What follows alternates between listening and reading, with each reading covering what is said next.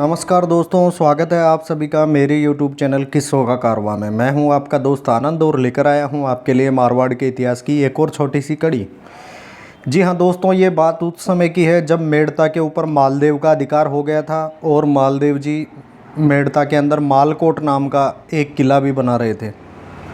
और उसके बाद होता है एक महासंग्राम। जो भारत के शक्तिशाली राजाओं में से एक थे मालदेव, उन्होंने वह जगमाल को सुपुर्द करके उसकी सहायता के लिए राठौड़ देवीदास को 500 सैनिकों के साथ मेड़ता के किले में छोड़ दिया था। बादशाह के राजधानी आगरा की तरफ प्रस्थान करने के समय सरफुद्दीन हुसैन मिर्ज़ा अन्य अफसरों तथा शाही सेना के साथ मेड़ता विजय करने के लिए रवाना हुआ और मुग़ल सेना के किले तक पहुंचने पर राठौड़ों ने किले के अंदर शरण ली। इसके बारे में बाकीदास जी लिखते हैं कि मुग़ल सेना की मेड़ते पर चढ़ाई होने पर मालदेव ने कुंवर चंद्रसेन को देवीदास के पास यह कहकर भेजा था कि यदि युद्ध करने का मौका देखो तो लड़ना, नहीं तो लौट आना। बादशाही सेना की प्रबलता देखकर चंद्रसेन तो लौट गए, पर देवीदास किले में जा बैठा। देवीदास को अपनी मातृभूमि ऐसे ही आसानी से देने की इच्छा नहीं थी, कहने का मतलब यही था। इसके बाद शाही सेना में से 4 सवारों ने आगे बढ़कर किले के फाटक पर तीरों की बरसात कर दी। इस पर राठौड़ किले पर सुरक्षित स्थानों पर ऊपर से ईंट, पत्थर, तीर, गोलियां आदि चीज़ें फेंकने लगे, जिससे सवारों में से 2 तो वहीं पे खेत रह गए और शेष 2 घायल दशा के अंदर शाही फौज में वापस लौटे।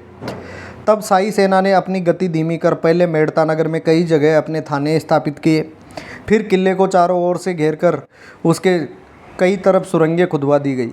किले के भीतर से राठौड़ भी शाही सेना का जवाब देते रहे और कई दिनों तक इस प्रकार भीषण युद्ध होता रहा।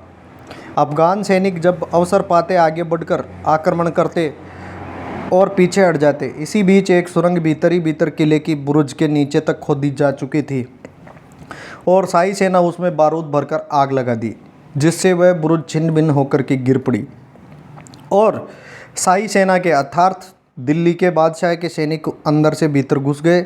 राजपूतों ने जीवन का मोह त्याग कर उनसे युद्ध करना उचित समझा। दिन भर भीषण युद्ध हुआ, जिसमें दोनों ओर के लोगों ने बड़ी बहादुरी दिखलाई। रात्रि होने पर जब शाही सेना सुरक्षित स्थानों में वापस लौट गई तो किले के भीतर लोगों ने शीघ्रतापूर्वक एक रात के अल्प समय में वह बुर्ज वापस खड़ी कर दी, अर्थात वह बुर्ज वापस बना ली। गढ़ के भीतर रहकर राठौड़ों को लड़ना भी जब कठिन हो गया तो उनमें से कुछ ने आकर संधि की बात की। सरफुद्दीन पहले इसके लिए राजी नहीं था, पर पीछे से अपने साथ के अफसरों से सलाह करके उसने ये तय किया कि गढ़ के भीतर के तमाम लोग तमाम असबाब छोड़कर बाहर चले जाएं। दूसरे दिन जगमाल तो उक्त शर्त के अनुसार बाहर चला गया, जो कि मालदेव के द्वारा छोड़ा गया शख्स था, जिसको किले की किलेदारी दी गई थी।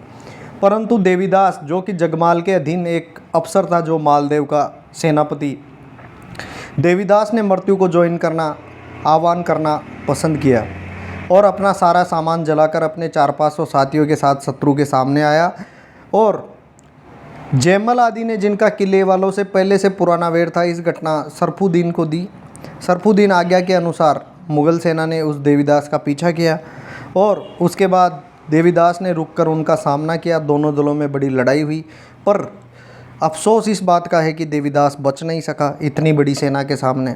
उसके घोड़े से गिरते ही शाही सैनिकों के एक गिरोह ने उसका खात्मा कर दिया और इस पराजय के बाद दूसरे राजपूत सरदार गढ़ छोड़कर चले गए और मेड़ते पर शाही सेना का इस प्रकार अधिकार हो गया और इसके बाद मालदेव ने मेड़ता के ऊपर कोई सेना नहीं भेजी। जी हाँ दोस्तों, ये थी मेड़ता के इतिहास की कड़ी। इतिहास के ऐसे किस्से अगर आपको पसंद आते हैं तो मेरे चैनल किस्सों का कारवां को ज़्यादा से ज़्यादा लाइक, शेयर, सब्सक्राइब कीजिए। धन्यवाद।